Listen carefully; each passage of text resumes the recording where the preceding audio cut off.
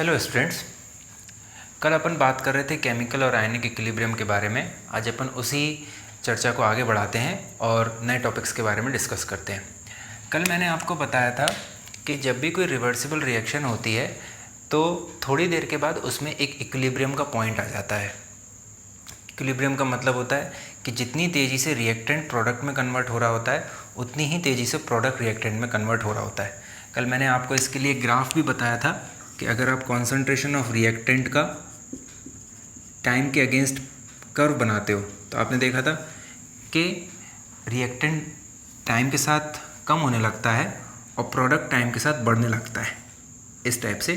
और एक टाइम के बाद इन दोनों की कॉन्सेंट्रेशन एक दूसरे के रिस्पेक्ट में सेम हो जाती है और फिर वो टाइम के साथ चेंज नहीं करती। तो ये वाला जो पॉइंट होता है वो होता है इक्विलिब्रियम। अब अगर अपन इक्विलिब्रियम के बारे में बात करें कि इक्विलिब्रियम पे क्या क्या चीज़ें होती हैं तो अपन बात करते हैं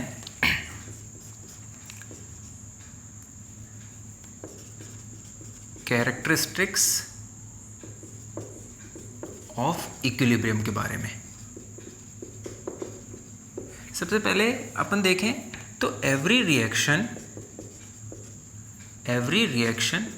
wants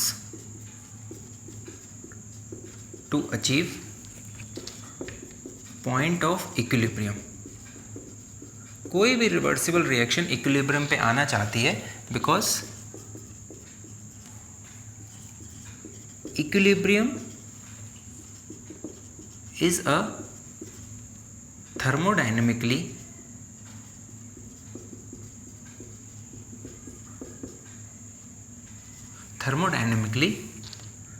most स्टेबल पॉइंट। अगर अपन थर्मोडायनेमिकली बात करें तो इक्विलिब्रियम बहुत स्टेबल पॉइंट होता है, इसीलिए कोई भी रिवर्सिबल रिएक्शन जो होती है वो इक्विलिब्रियम पे आना चाहती है। अब अगर अपन बात करें कि इक्विलिब्रियम पे क्या क्या होता है तो सबसे पहली बात, ये जो इक्विलिब्रियम होता है, equilibrium is dynamic in nature. Equilibrium जो रहता है वो डायनामिक रहता है, वो स्टैटिक नहीं होता। इसका मीनिंग ये है कि फॉर एग्जांपल अगर अपन एक कंटेनर में, एक क्लोज्ड कंटेनर में अगर अपन वाटर को एवापोरेट करें, है ना, H2O लिक्विड को अपन अगर हीट करें तो ऐसा होगा कि थोड़ी देर के बाद जितनी तेज़ी से पानी एवापोरेट हो रहा होगा, उतनी ही रेट से पानी कंडेंस हो रहा होगा। तो बाहर से देखने वाले ऑब्जर्वर को ऐसा लगेगा कि इस क्लोज्ड कंटेनर के अंदर कुछ भी एक्टिविटी नहीं हो रही है, क्योंकि पहले जो पानी का अमाउंट लिया गया था वही सेम अमाउंट अभी भी है।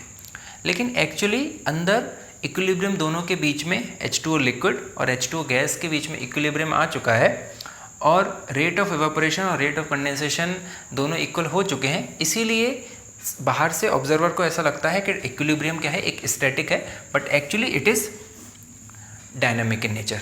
ठीक है। नेक्स्ट पॉइंट के बारे में अपन बात करें तो एट इक्विलिब्रियम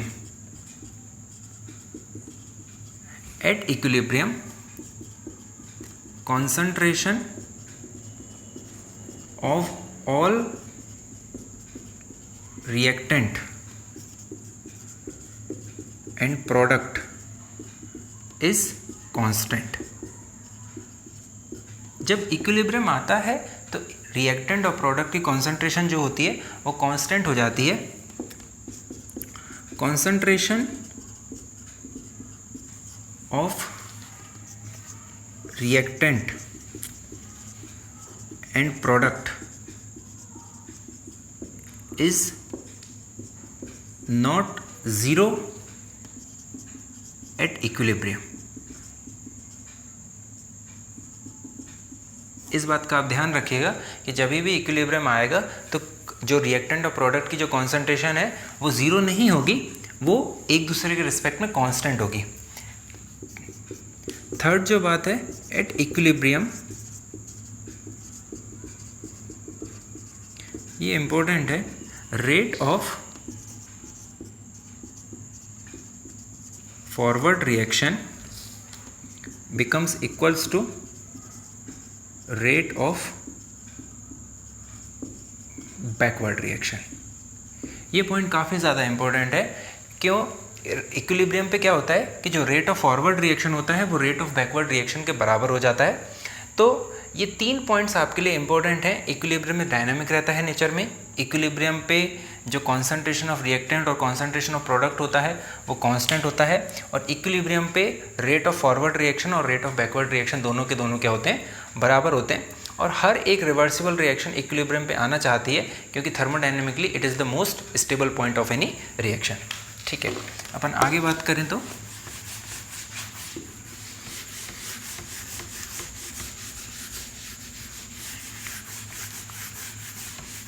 देखिए,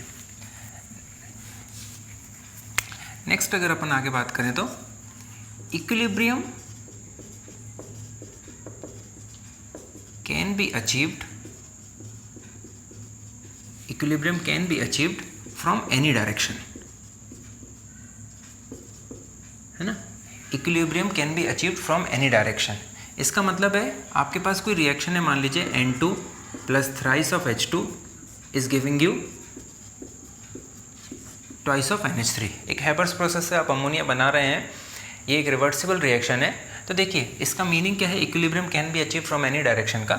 मान लीजिए आपके पास एक कंटेनर A है और इसके अंदर आपने पहले N2 और H2 को इनिशियली डाला, N2 और H2 को इनिशियली डाला, और थोड़ी देर बाद आपने इसको ऑब्जर्व किया, अमोनिया बनने लगा और रिएक्शन क्या आ गई, ऑटोमेटिकली इक्विलिब्रियम पे आ गई। पहली कंडीशन में आपने N2 और H2 को इनिशियली लिया था, N2 and H2 where taken initially.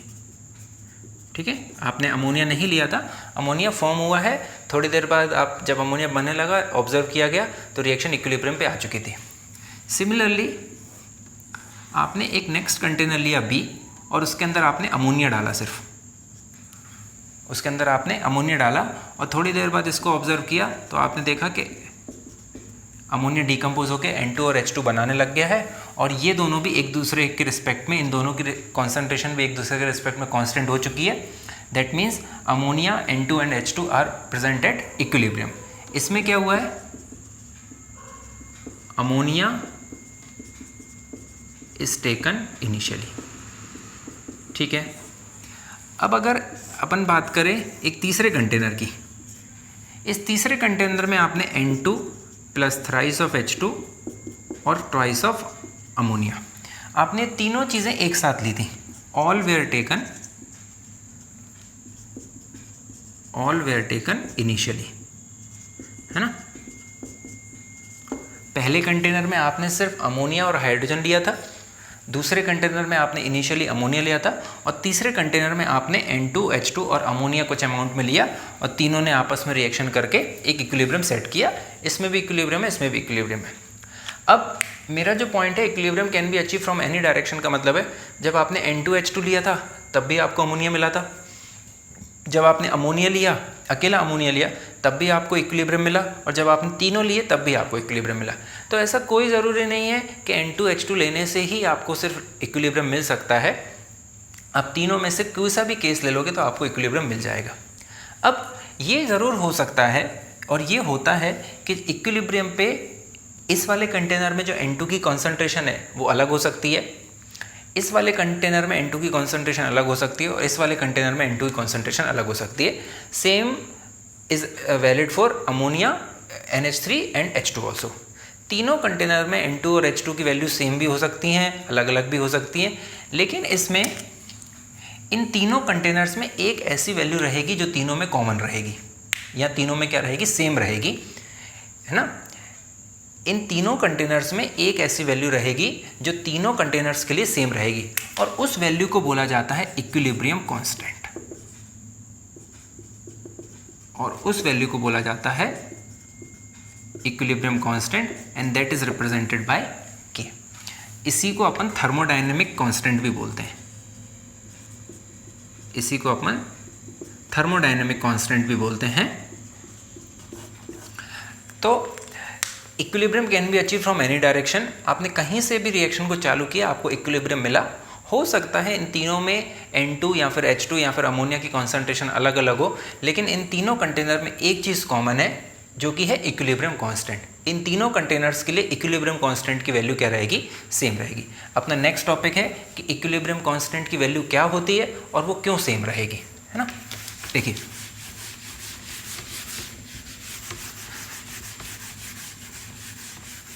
मैंने आपको पहले बताया कि इक्विलिब्रियम पे क्या होता है, rate of forward reaction is equals to rate of backward reaction होती है। मान लीजिए आपके पास कोई रिएक्शन है A plus B of B plus C of C plus D of D, है ना। ये रिवर्सिबल रिएक्शन है, मान लीजिए इक्विलिब्रियम पे आती है। फॉरवर्ड जब ये जा रही होती है तो मान लेते हैं इसका रेट ऑफ रिएक्शन कितना है, आर एफ, फॉरवर्ड डायरेक्शन का रेट, और जब ये पीछे आ रही होगी तो इसका अपन रेट मान लेते हैं आर बी। अपन इस इक्वेशन के ऊपर लॉ ऑफ मास एक्शन लगा सकते हैं, कल अपन ने सीखा था। तो R F is equals to कितना हो जाएगा, अपन ने कल पढ़ा था, rate of reaction is directly proportional to active mass of A, उसकी stoichiometry, active mass of B, उसकी स्टाइकोमेट्री।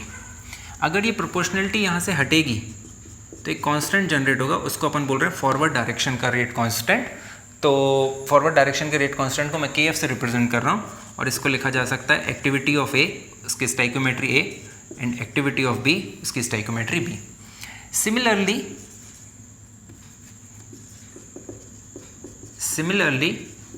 जब रिएक्शन पीछे जाने लगेगी तो ये रिएक्टेंट बन जाएगा, ये प्रोडक्ट बन जाएगा। इसी तरीके से आप आर बी भी लिख सकते हैं। आर बी कैसे लिखेंगे आप, एक्टिविटी ऑफ सी, उसकी stoichiometry C, activity of D, उसकी स्टाइकोमेट्री डी। जब यहाँ से भी प्रोपोर्शनलिटी हटाई जाएगी तो एक कांस्टेंट जनरेट होगा कि भी जिस तरीके से ये था फॉरवर्ड डायरेक्शन में रेट कांस्टेंट, उसी तरीके से बेटा ये है बैकवर्ड डायरेक्शन में रेट कांस्टेंट। इसको अपन लिख सकते हैं c की पावर c और d की पावर d। ठीक है, अपन ने जब रिएक्शन फॉरवर्ड जा रही थी तब अपन ने रेट ऑफ रिएक्शन डिफाइन कर दिया, जब रिएक्शन बैकवर्ड आ रही थी तब अपन ने रेट ऑफ रिएक्शन को डिफाइन कर दिया। लेकिन अपने को ये चीज़ अभी अपन ने प्रूफ किया कि एट इक्विलिब्रियम आर एफ किसके बराबर होता है बेटा, आर बी के। फॉरवर्ड डायरेक्शन का rate of reaction and backward direction का रेट ऑफ रिएक्शन दोनों बराबर होते हैं। इन वैल्यूज़ को आप सब्स्टिट्यूट करो बेटा, के एफ एक्टिविटी ऑफ ए, उसकी स्टाइकोमेट्री, एक्टिविटी ऑफ बी, उसकी stoichiometry, equals to K B activity of C, उसकी stoichiometry, and activity of D upon उसकी स्टाइकोमेट्री। के बी को मैं नीचे लेके आ रहा हूँ, K F upon K B, activity of C, उसकी stoichiometry, activity of D, activity of A, उसकी stoichiometry A, and activity of B, उसकी स्टाइकोमेट्री बी। ये के एफ फॉरवर्ड डायरेक्शन का रेट कांस्टेंट था, ये के बी बैकवर्ड डायरेक्शन का rate constant था। इन तीनों की जगह एक नया कांस्टेंट लिखा जा सकता है जिसको कि अपन बोलते हैं के इक्विलिब्रियम। ठीक है, इन दोनों की जगह एक नया कांस्टेंट लिखा जा सकता है जिसको अपन बोलेंगे के इक्विलिब्रियम, और इसी को अपन बोलते हैं थर्मोडायनामिक कांस्टेंट। इसी को अपन बोलते हैं थर्मोडायनामिक कांस्टेंट। तो के इक्विलिब्रियम की जो वैल्यू यहाँ से निकल के आ रही है बेटा आपके पास, वो निकल के आ रही है activity of C, activity of D raise to the power D, D और सी उसके stoichiometric coefficient, activity of A and activity of B. ये किसी भी रिएक्शन के लिए इक्विलिब्रियम कांस्टेंट लिखने का तरीका होता है। आप एक्टिविटीज़ को किसी भी टर्म से रिप्लेस कर सकते हो। जैसे कल मैंने आपको बताया था, अगर किसी रिएक्शन में सॉलिड और लिक्विड अगर प्रेजेंट है तो उनकी एक्टिविटी ऑटोमेटिकली 1 हो जाएगी, क्योंकि सॉलिड्स और लिक्विड्स की एक्टिविटी, उनकी कॉन्सेंट्रेशन रिएक्शन प्रोसीड करने के साथ चेंज नहीं होती। अगर कोई आइडियल गैस इक्वेशन है तो वो एक्टिविटीज़ को अपन पार्शियल प्रेशर से रिप्लेस कर सकते हैं। अगर कोई रिएक्शन एक्वस फेज में है तो इन एक्टिविटीज़ की जगह कॉन्सेंट्रेशंस लिखी जा सकती हैं। ठीक है, मैं अभी आपको लिख के बताता हूँ अपन कैसे लिखते हैं। एक चीज़ आपके लिए याद रखने बहुत इंपॉर्टेंट है कि इक्विलिब्रियम कांस्टेंट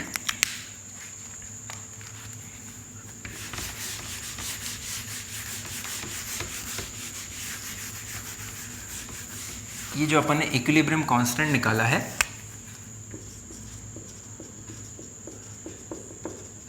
इक्विलिब्रियम कांस्टेंट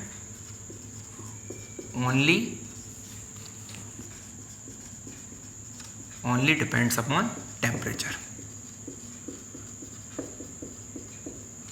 ये काफ़ी इम्पोर्टेंट चीज़ है आपके लिए कि इक्विलिब्रियम कांस्टेंट सिर्फ टेम्परेचर के ऊपर डिपेंड करता है, बाकी किसी भी चीज़ के ऊपर इक्विलिब्रियम कांस्टेंट डिपेंड नहीं करता है। जब तक टेम्परेचर सेम बना रहेगा उस रिएक्शन का इक्विलिब्रियम कांस्टेंट सेम बना रहेगा। मान लीजिए फॉर एग्जांपल आपके पास कोई रिएक्शन है N2, ये गैसियस रिएक्शन है, N2 + thrice of H2 is giving you twice of NH3। इसके लिए मेरे को, ये भी गैस है, इसके लिए मेरे को इक्विलिब्रियम की डेफिनेशन लिखनी है, कि इक्विलिब्रियम मेरे को डिफाइन करना है। तो के इक्विलिब्रियम जो रहता है, एक्टिविटी ऑफ प्रोडक्ट उसकी stoichiometry upon activity of reactant उसकी स्टाइकोमेट्री 1 है, एक्टिविटी ऑफ H2 उसकी स्टाइकोमेट्री 3 है। हमेशा प्रोडक्ट की एक्टिविटीज़ ऊपर आती हैं, उनके ऊपर उनका स्टाइकोमेट्रिक कोफिशिएंट आता है, और रिएक्टेंट डिनोमिनेटर में आते हैं और उनके साथ उनकी एक्टिविटी आती है। अब इन एक्टिविटीज़ को अगर अपन डिफरेंट टर्म्स में लिखें, जैसे for example if activities are replaced by partial pressures, अगर एक्टिविटीज़ को पार्शियल प्रेशर से रिप्लेस किया जाए, आइडियल गैस इक्वेशन, अगर आइडियल गैस है तो अपन एक्टिविटीज़ को पार्शियल प्रेशर से रिप्लेस कर सकते हैं। तो यहाँ पे अपन इसको के इक्विलिब्रियम को किससे डिफाइन करते हैं? केपी से। ठीक है, KP is defined only for gaseous reactions. तो अपन यहाँ पे इसको पार्शियल प्रेशर से रिप्लेस कर देंगे, तो अपन लिख देंगे पार्शियल प्रेशर ऑफ NH3 की power 2, partial pressure of N2 raise to the power 1 and partial pressure of H2 raise to the power 3। इस तरीके से आप Kp रिप्रेजेंट कर सकते हो। It is the equilibrium constant in terms of pressure. Let's say for example आपके पास कोई दूसरी रिएक्शन है, PCl5 is giving you PCl3 plus Cl2। मेरे को इसके लिए इक्विलिब्रियम कांस्टेंट लिखना है कॉन्सेंट्रेशन के टर्म्स में। तो मैंने कल आपको बताया था कि आइडियल सोल्यूशन जो रहता है उसके लिए आप जो बहुत डाइल्यूट एक्वस सॉल्यूशन रहता है उसको मोलैलिटी को डायरेक्टली मोलैरिटी से रिप्लेस कर सकते हैं, और उस केस में के लिखने का जो तरीका होगा वो होगा concentration of PCl5, square bracket से अपन कॉन्सेंट्रेशन को रिप्रेजेंट करते हैं, concentration of Cl2 upon concentration of, यहाँ पे PCl3 और यहाँ पे PCl5। क्योंकि ये कॉन्सेंट्रेशन के टर्म्स में इक्विलिब्रियम कांस्टेंट लिखा गया है तो इसको अपन Kc से रिप्रेजेंट करेंगे। ठीक है, अगर गैसियस रिएक्शंस हैं, आपको पार्शियल प्रेशर्स के टर्म्स में रिप्रेजेंट करना है तो आप Kp को डिफाइन करेंगे। डेफिनेशन सेम है, product upon reactant with each term raise to their stoichiometric coefficient.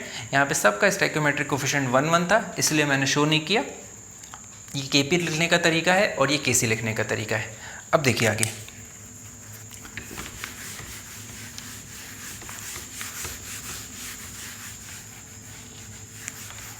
देखिए अपन गैसेस के लिए फॉर आइडियल गैस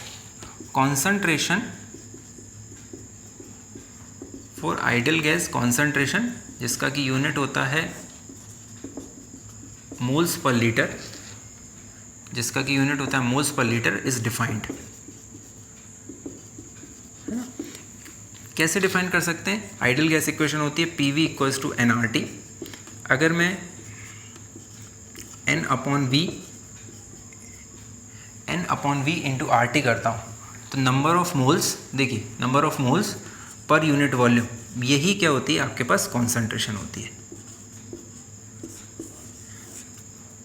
मैंने आपको बताया R यूनिवर्सल गैस कांस्टेंट होता है, T टेम्परेचर रहता है, और किसी भी रिएक्शन के लिए टेम्परेचर फिक्स रहता है। तो यहाँ पे आप P is directly proportional to concentration यहाँ से लिख सकते हैं। जैसे मान लीजिए आपके पास N2 + thrice of H2 gas twice of NH3 है, ये आइडियल गैस है अगर, तो इसके लिए जो Kp रहता है वो कॉन्सेंट्रेशन के टर्म्स में भी लिखा जा सकता है NH3 की पावर 2 ठीक है। Pressure directly proportional to concentration है, तो कॉन्सेंट्रेशन ऑफ NH3 की power 2 in the same way concentration of N2 की power 1 and concentration of H2 की पावर 3। तो Kp को आप कॉन्सेंट्रेशन के टर्म्स में भी लिख सकते हैं, क्योंकि number of moles per unit volume is nothing but your concentration. तो इस तरीके से Kp, एक तरीका Kp का लिखने का तरीका ये है, और एक Kp को आप इस तरीके से लिख सकते हैं, ठीक है। अब नेक्स्ट अगर अपन बात करें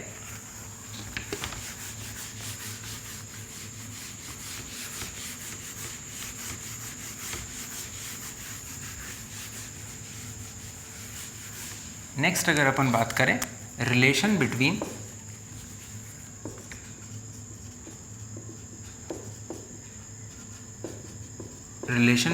Kp एंड Kc। Kp और Kc के बीच में क्या रिलेशन होता है उसके बारे में अपन बात करते हैं।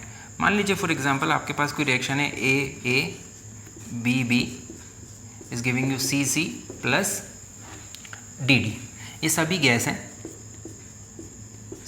हैं ये।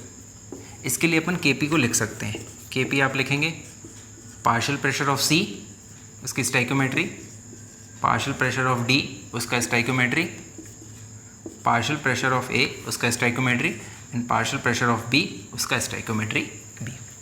अब अपने को Kp और Kc के बीच में रिलेशन ड्राइव करना है। तो अभी मैंने आपको बताया कि जो P जो रहता है वो कॉन्सेंट्रेशन इंटू RT होता है। अपन यहाँ से ड्राइव किया PV इक्वल्स टू nRT से, तो P equals to concentration into RT होता है। तो देखिए C का जो पार्शियल प्रेशर है वो कितना लिखा जा सकता है, concentration of C raise to the power C RT raise to the power C। ये सभी वैल्यूज़ को अगर जब मैं यहाँ पे बिठाता हूँ तो Kp आता है मेरे पास concentration of C RT raise to the power C into concentration of D RT raise to the power D। in the same way concentration of A raised to the power A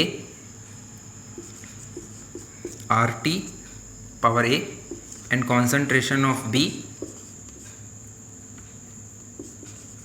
RT raised to the power B। देखिए अब इसको modify करके अपन ऐसे लिख सकते हैं, concentration of C raised to the power C, concentration of D raised to the power D, concentration of A raised to the power A and concentration of B raised to the power B। यहाँ देखिए RT raised to the power C RT raised to the power D, इसको लिखा जा सकता है RT raised to the power C plus D, इसको लिखा जा सकता है RT raised to the power A plus B, और A plus B जब ऊपर जाएगा तो ये हो जाएगा A plus B।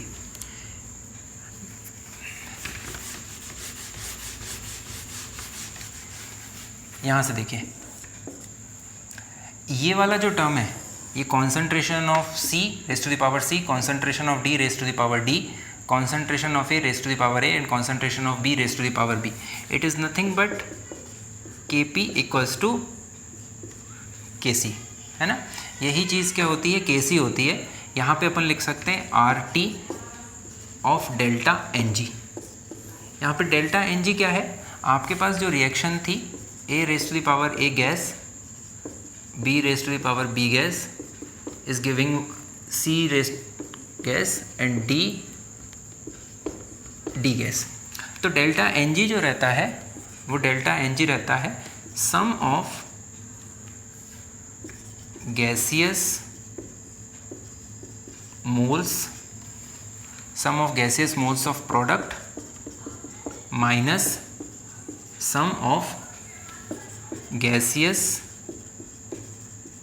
Moles of reactant.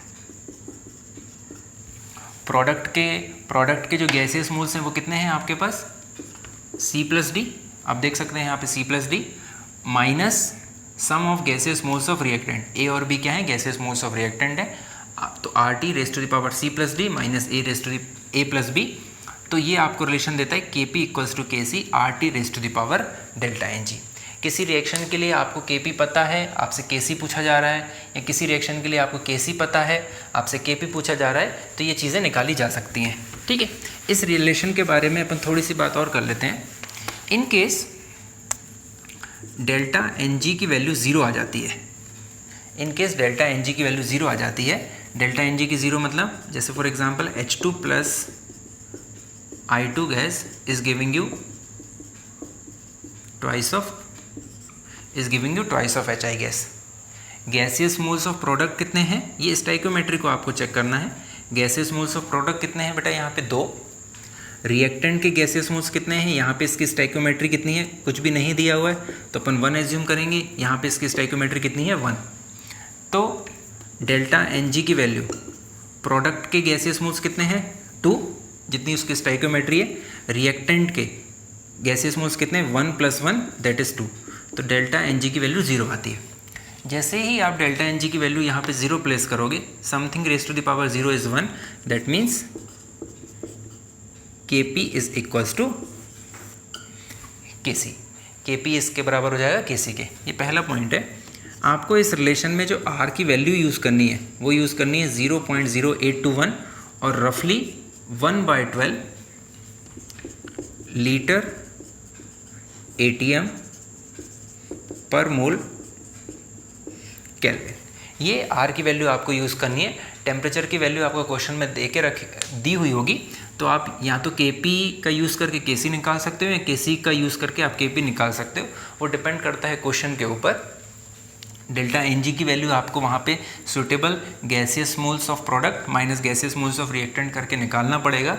जो भी यहाँ पे स्टाइकोमेट्री दे रखी होगी वो उसका डेल्टा एन जी हो जाएगा। जैसे for example N2 plus thrice of H2 is giving you twice of NH3। इसका डेल्टा एन जी कितना होगा, गैसियस मोल्स ऑफ प्रोडक्ट कितने बेटा, 2 minus gaseous moles of reactant कितने, यहाँ पे 3 है, यहाँ पे कुछ भी नहीं है तो 1 एज्यूम करके अपन 2 - 4, इसके लिए डेल्टा एन जी की वैल्यू कितनी हो जाएगी, यहाँ पे -2 हो जाएगी।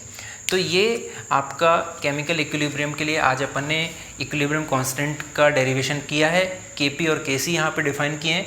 Kp और Kc में मैंने रिलेशन यहाँ पे आपके लिए डिफाइन किया है। अपन आने वाले टॉपिक्स में इसके कुछ न्यूमेरिकल्स प्रैक्टिस करेंगे।